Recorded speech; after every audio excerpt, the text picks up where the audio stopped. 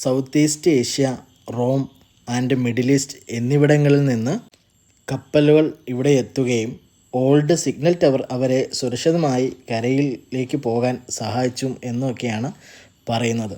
ഇന്ന് ഈ old light house archaeological survey of ഇന്ത്യയുടെ സംരക്ഷണയിലാണ്. ഇന്ത്യയുടെ പുരാതന സമുദ്ര മികവിൻ്റെ തെളിവായി ഇത് നിലകൊള്ളുന്നു. നമ്മൾ മുകളിലേക്ക് ഇങ്ങനെ വന്നു കഴിയുമ്പോഴത്തേനും നമുക്ക് തന്നെ ഈ ഒരു മനോഹരമായിട്ടൊരു കാഴ്ചകൾ കാണുമ്പം നമ്മുടെ ഉള്ളിൽ ഒരു വാവ് വരും.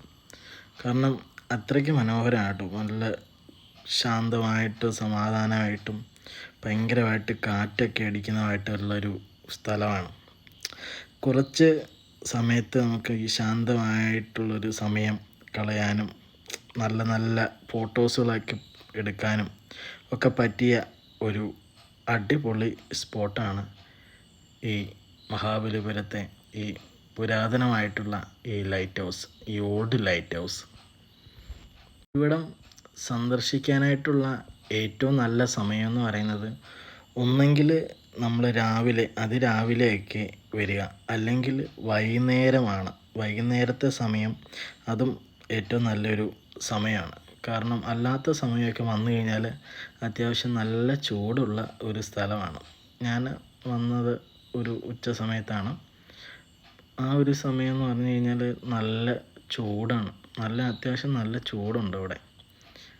അപ്പം ഒരു വൈകുന്നേരങ്ങളിലോ അല്ലെങ്കിൽ രാവിലെയൊക്കെ വന്നു കഴിഞ്ഞാൽ നമുക്ക് മനോഹരമായിട്ടുള്ള കാഴ്ചകളും എല്ലാം നമുക്ക് കാണാനായിട്ട് സാധിക്കും.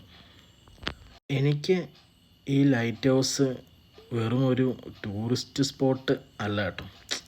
Actually it was a reminder of how rich and advanced our maritime history was. അതായത് നമ്മളൊക്കെ ചിന്തിക്കേണ്ട ഒരു സംഭവമാണ് കേട്ടോ. അത് അന്നൊക്കെ ഇത്രയും വർഷങ്ങൾ മുമ്പ്, 1000 വർഷങ്ങൾക്ക് മുമ്പൊക്കെ എങ്ങനായിരുന്നു, എന്തായിരുന്നു എന്നുള്ളതൊക്കെയാണ് നമ്മൾ ഇവിടെ കാണുന്നത്. അതൊക്കെ നമ്മൾ കാണേണ്ട സംഭവങ്ങളാണ് കേട്ടോ. ഇവിടെ ഇങ്ങനെ നിൽക്കുമ്പോൾ ഈ കടൽക്കാറ്റും ദൂരെ കാഴ്ചകളും മറ്റുമൊക്കെ കണ്ട് ഇതിൻ്റെ ഹിസ്റ്ററിയും ചരിത്രങ്ങളും ഇതെല്ലാം നമ്മൾ അറിഞ്ഞു കഴിയുമ്പോൾ സത്യത്തിൽ it made me proud to be exploring this heritage. എന്നുവെച്ചാൽ നമുക്കിങ്ങനെ എന്താ പറയുന്നത്, ഇതിൻ്റെ കാഴ്ചകളാണ് നമ്മൾ ഇവിടെ വന്ന് നമ്മളിങ്ങനെ കാണുമ്പോഴാണ് അതിൻ്റെ ഒരു മനോഹാരിത നമുക്ക് ഫീൽ ചെയ്യുന്നത്. അപ്പോൾ എന്തായാലും അടുത്ത തവണ മഹാബലിപുരത്തേക്ക് നിങ്ങൾ ഒരു ട്രിപ്പ് പ്ലാൻ ചെയ്യുമ്പോൾ